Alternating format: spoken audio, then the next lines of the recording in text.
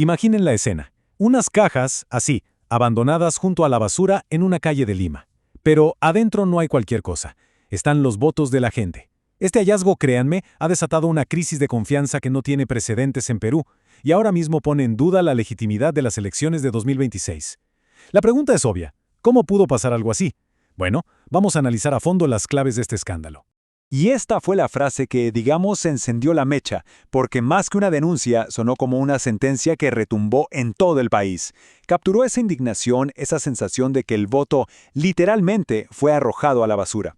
A partir de este momento, la crisis institucional ya era inevitable. Para entender bien la magnitud de esto, vamos a dividirlo en 6 puntos. Primero, el escándalo en sí. Luego explicaremos qué es la famosa cadena de custodia. Después, veremos cómo se rompió, qué delitos implica, quiénes son los responsables y, claro, la pregunta del millón. ¿Se podría anular la elección por esto? Ok, vamos al origen de todo. La historia comienza en Surquillo con un hallazgo que parece de película pero que es muy real y cuyas consecuencias, bueno, todavía las estamos midiendo. A ver, y esto es clave que se entienda. No estamos hablando de basura. Eran 4 cajas oficiales de la OMPE con unas 1.200 cédulas válidas. Y sí, ya habían sido contadas, pero la ley es súper clara. Esas cédulas son una prueba física que debe ser cuidada hasta el final del proceso, por si hay que resolver alguna disputa. Abandonarlas en la calle no es un descuido, no, es una fractura total del protocolo. La gravedad de este hecho es que viola uno de los pilares de nuestra democracia, la cadena de custodia. Pero, ¿qué es exactamente?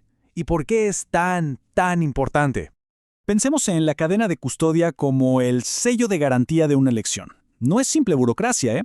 Es el conjunto de reglas que nos asegura que el voto que se mete en la urna es exactamente el mismo que se cuenta al final sin que nadie lo toque, lo cambie o lo pierda. Si se rompe esa cadena, es como romper el sello de un producto. La confianza se pierde por completo. Miren, el procedimiento oficial es súper meticuloso y está diseñado justamente para no dejar cabos sueltos.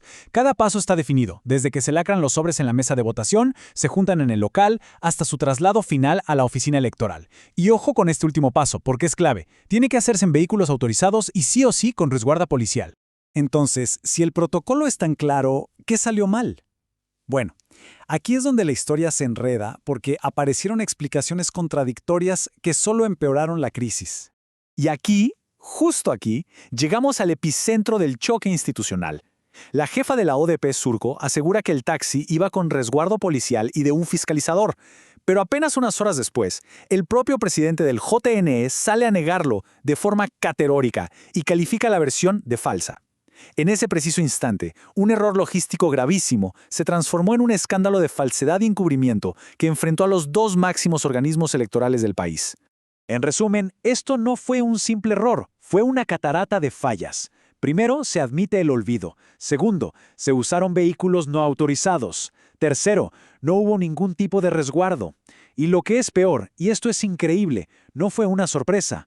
La Contraloría ya le había advertido a la OMPE sobre estos riesgos. O sea, no es solo negligencia, es una falla anunciada que se pudo y se debió evitar.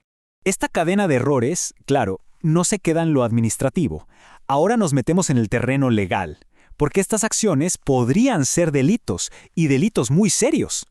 Y ojo que las consecuencias legales no son un chiste. La ley peruana es muy dura con esto.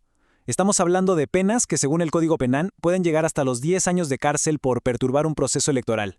No son multitas ni sanciones leves, son penas de prisión efectiva. Eso nos da una idea de la seriedad con la que se debería proteger el voto.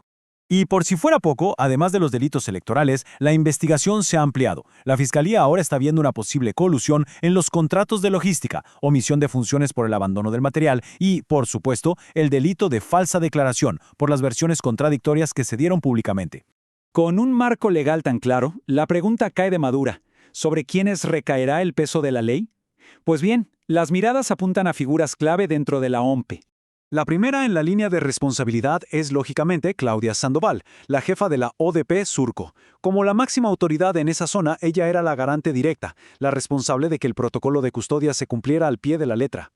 Para Claudia Sandoval las consecuencias han sido inmediatas y severas. La Defensoría del Pueblo ha pedido su destitución ya. La misma ONP, su jefa, le ha abierto un proceso interno y ha tenido que admitir que ella dio información inexacta. Y lo más grave, el JNE ha escalado el caso para que se inicien acciones legales en su contra por el presunto delito de falsedad. Pero la crisis no se queda en el nivel operativo, ni mucho menos. La cadena de mando y la responsabilidad política suben hasta la cabeza de la institución, el jefe nacional de la OMPE, Piero Corvetto. Para Piero Corvetto, la situación es realmente crítica. La Junta Nacional de Justicia ya está investigando su destitución. El JNE lo ha denunciado penalmente. La policía, imagínense, ha llegado a solicitar su detención preliminar. Y la presión de gremios y políticos pidiendo su renuncia es abrumadora. La crisis no solo tocó, sino que se instaló en el despacho más alto de la OMPE. Con este panorama, con la desconfianza por los cielos y estas acusaciones cruzadas, surge la pregunta más delicada de todas, la que tiene en vilo a todo el país. Responder a esta pregunta no es nada sencillo. Lo que empezó como un rumor ahora es un debate nacional serísimo, con implicaciones profundas para la estabilidad y el futuro democrático del Perú. Hay varios factores en juego. Ya hay pedidos formales de nulidad sobre la mesa. La ley permite anular una elección, pero exige que las irregularidades sean tan graves que de verdad hayan alterado el resultado final, y eso hay que probarlo. Además, el JNE tiene miles de actas impugnadas por resolver y lo que decida ahí será determinante. Y todo esto en medio de una tensión brutal entre los dos organismos que deberían cuidarnos las elecciones. Este comunicado de la Defensoría del Pueblo, la verdad, lo resume perfecto. Esto no es solo un error o una negligencia aislada. Este incidente ha dejado al descubierto lo que la Defensoría llama la fragilidad del sistema, una debilidad de base que pone en riesgo la democracia misma. Al final del día, y a pesar de toda la presión política, mediática y ciudadana, la responsabilidad de decidir el futuro de esta elección recae única y exclusivamente en el Pleno del Jurado Nacional de Elecciones. Ellos tienen la última palabra. Y con esto cerramos.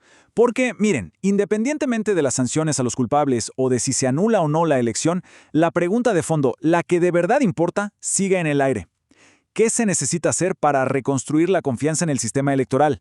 ¿Cómo podemos garantizar que la voluntad que se expresa en las urnas sea respetada y protegida sin ninguna sombra de duda? Esa es la tarea pendiente que esta crisis nos deja a todos.